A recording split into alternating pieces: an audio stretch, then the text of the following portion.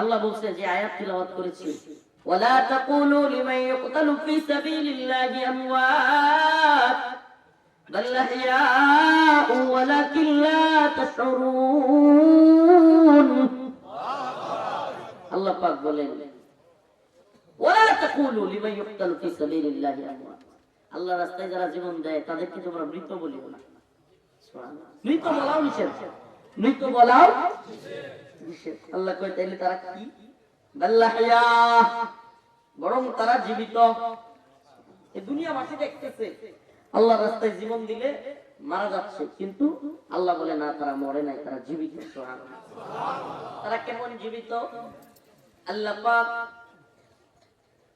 ওই শহীদ ব্যক্তির আত্মাটাকে, ওই শহীদ ব্যক্তির আত্মাটাকে আল্লাহ পাক জান্নাতের একটা সবুজ পাখির মধ্যে ঢুকায়া দেন। ওই সবুজ পাখির মধ্যে ঢুকে শহীদ জান্নাতের ভিতরে উঠতে থাকে, ঘুরতে থাকে, যেখানে মন চায় যেতে থাকে, যা মন চায় খাইতে থাকে। শাহাদাতের মর্যাদা। সুবহানাল্লাহ। শহীদ হতে রাজি আছেন তো? আমার তামান্না একটা, আমার একটা প্ল্যান এটা, একবার এইবার কারাগার থেকে আলহামদুলিল্লাহ পণ করে বেরিয়েছি। আল্লাহ আমি যতদিন আসি ভাইছে ইনশাআল্লাহ এই উম্মার যুবকদেরকে শাহাদাতের তামান্না তৈরি করেই যাব ইনশাআল্লাহ। কাজে একটা মিশনই, একটা মিশন, এটাই মিশন, এই উম্মার যুবকদেরকে শাহাদাতের নজরানা পেশ করার জন্য তৈরি করে যাওয়া, দ্বীনের জন্য শহীদ হওয়া, ঈমানের জন্য, ইসলামের ভূখণ্ড রক্ষার জন্য।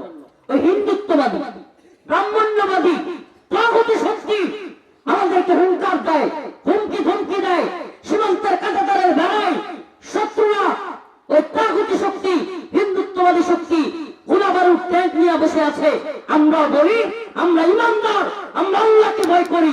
যদি তোরা এই ভূখণ্ডকে দখল করবার চেষ্টা করিস, দ্বীন ঈমানের হেফাজতের জন্য, শাহাদাতের জন্য আমরা তোদেরকে দাঁত ভাঙা জবাব দেব, দাঁত ভাঙা জবাব।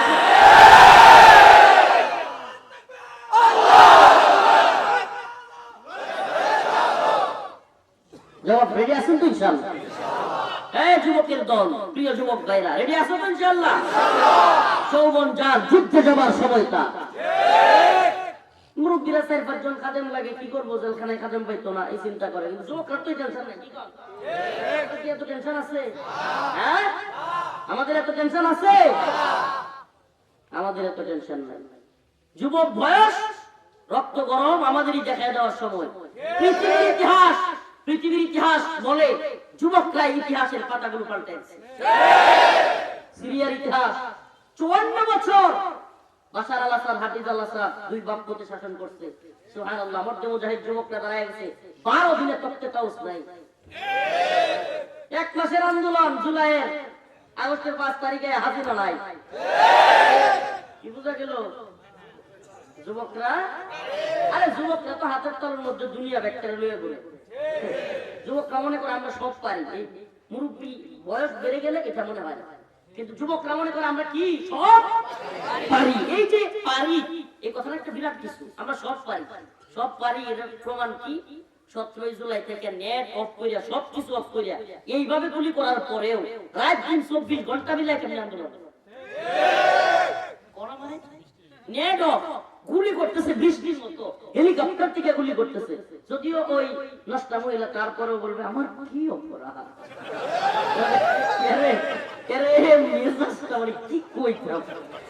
এরপরে বলে কি আমার কি অপরাধ, সেটা ফেরেশতা, তার কোনো অপরাধ নেই।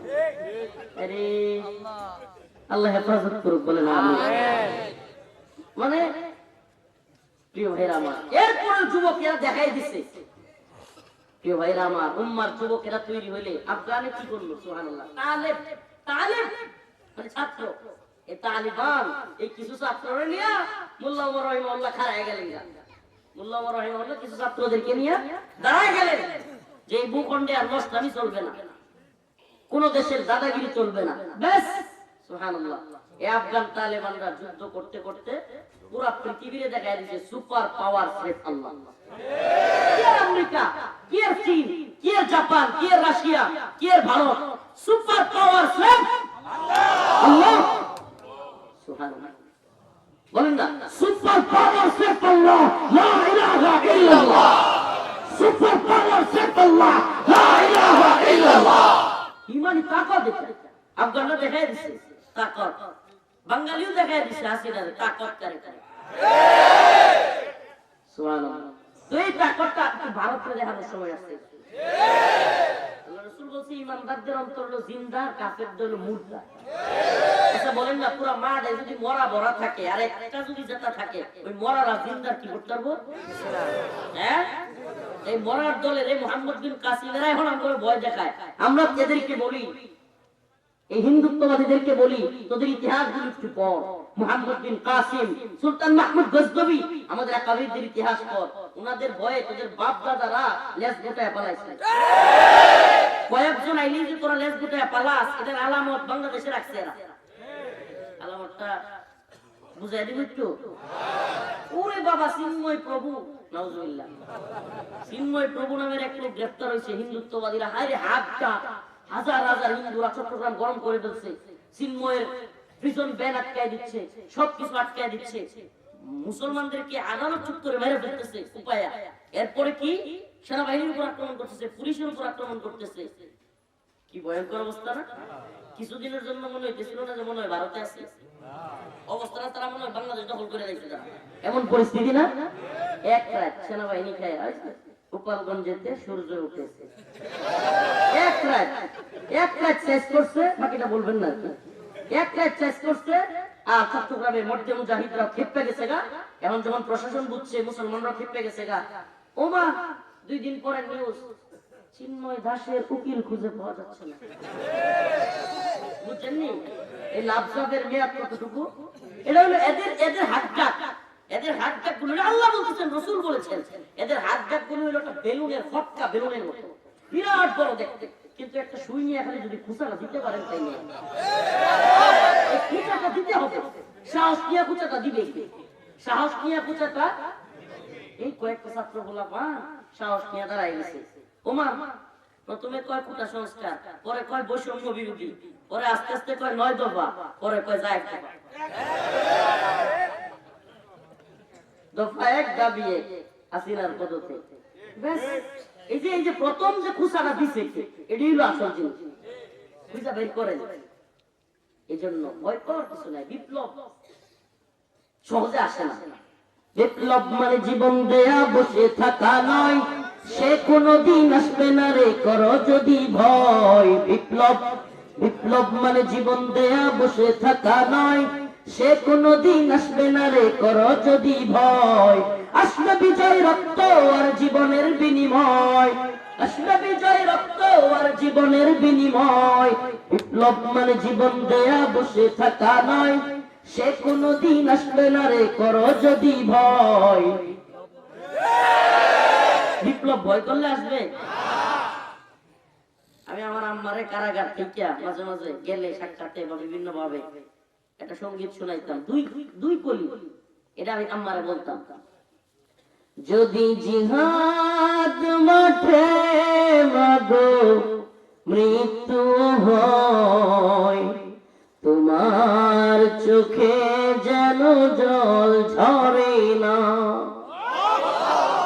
যদি জিহাদ মাঠে মাগো মৃত্যু হয় তোমার চোখে যেন জল ঝরে না কিয়ামতে পরিচয় দেবে তুমি আল্লাহ আমি শহীদের মা যদি জিহাদ মাঠে মাগো মৃত্যু হয় তোমার চোখে যেন জল ঝরে না কিয়ামতে পরিচয় দেবে তুমি আল্লাহ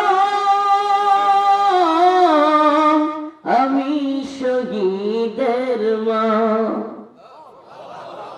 এর বড় মর্যাদা কি করতে পারে যে আমি শহীদের মা সুবহানাল্লাহ আমি আমার আম্মার এটা বলতাম কেন বলতাম জানেন আমাদের এখনো বিজয়ের আশপাশে আমরা নাই। আমার হুজুররা একটু গ্রেফতার হইলেই যেই কান্নাকাটি পরিবার করে, একটু গ্রেফতার হইলে এখনই বিজয় আসবে না, রক্তের নদী স্রোত বয়ে যাবে, তারপরে না বিজয়।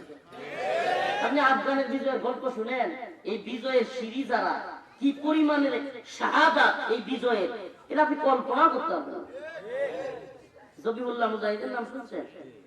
তালেবানদের মুখপাত্র জবিউল্লাহ মুজাহিদ হাফিজাহুল্লাহ একদিন একটা মিডিয়ার সামনে একটা বক্তব্যে বলছিল যে এমনও হয়েছে যে আমাদেরকে একটা প্রিজন ভ্যানের ভিতরে শত শত মানুষকে একসাথে ঢুকাইয়া এত চারদিক থেকে গুলি করা হয়েছে যে প্রায় সবাই শহীদ হয়ে গেছে। এমন অবস্থা যারা শহীদ হয়েছে তারা বেঁচে গেছে, আর যারা মরে নাই ভিতরে ওরা তো মনে করছে সব মরে গেছে।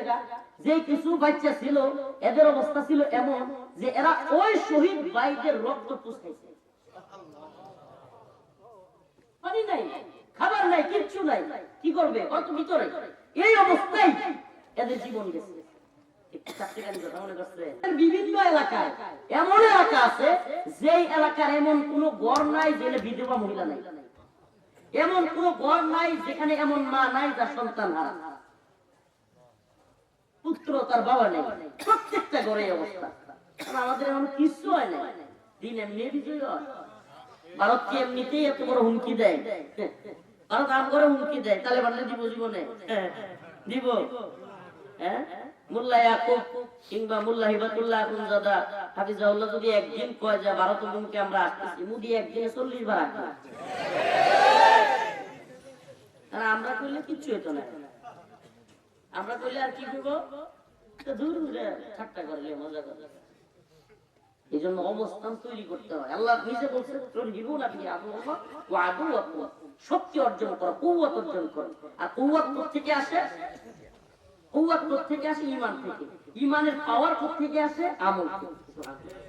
আমল করবো তো আমরা? নামাজ ছেড়ে দিব? হ্যাঁ, নামাজ বিহীন ইমানদার ইমানের নূর থাকবে না, থাকবে না ভাই। নামাজ ছেড়ে দিব আমরা? আমরা একমাত্র চাইবো কার কাছে? আল্লাহর কাছে। কার কাছে? আমরা ইসরায়েলের গোলাম, আমরা আমেরিকার গোলাম, আমরা ভারতের গোলাম, আমরা কার গোলাম? আমরা কার ইবাদত করি? ইয়্যাকা না'বুদু ওয়া ইয়্যাকা নাস্তাঈন। আমরা একমাত্র আল্লাহর ইবাদত করি, আল্লাহর কাছে চাই, ঠিক কি না? আমরা একমাত্র আল্লাহর ইবাদত করি, আল্লাহর কাছে চাই। পৃথিবীর কোন শক্তির কাছে আমরা মাথা নত করি, মাথা নত করি।